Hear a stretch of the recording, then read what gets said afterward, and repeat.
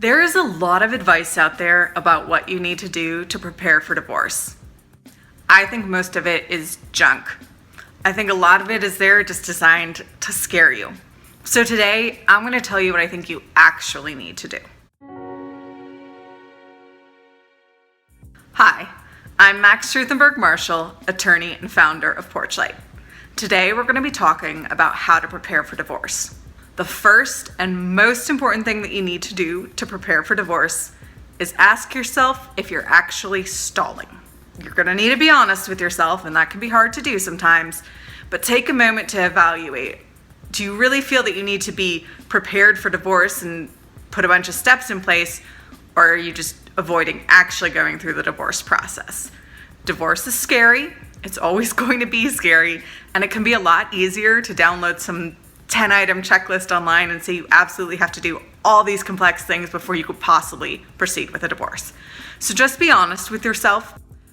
If you really need to go through with the divorce and you're just putting it off, I am a fan of ripping off the Band-Aid. I think if you're gonna get divorced, if that is in your future, do it sooner rather than later, while you still have some respect and compassion for your spouse, and they still have some respect and compassion for you.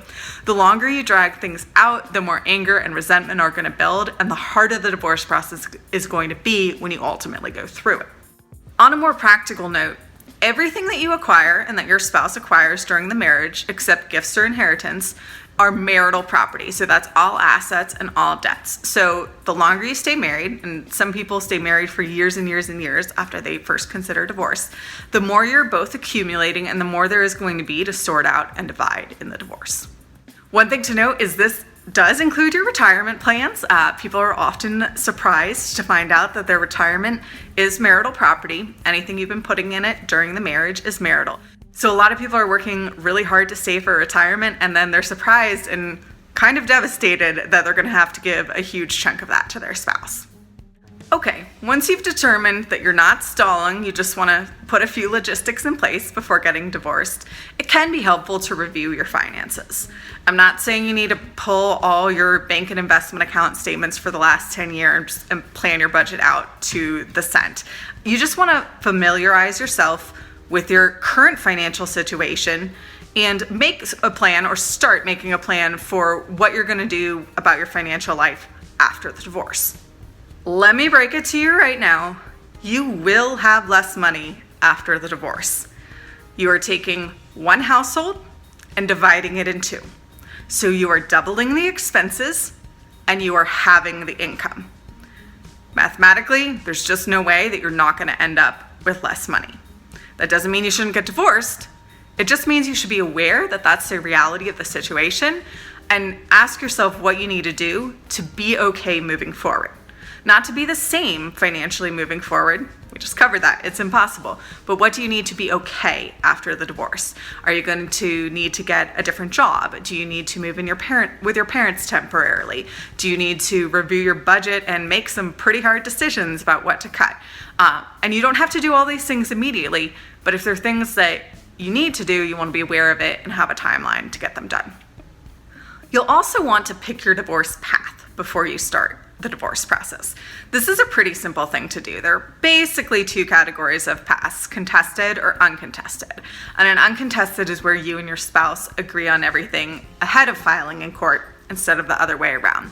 It's a lot less contentious and stressful and a lot less expensive. So familiarize yourself with what the options are. You may want to do a little bit of reading about this or consult with an attorney, and then figure out which is going to be the best fit for you: traditional litigation or going through an uncontested path. That way you're going in knowing what you want and not just doing traditional litigation by default.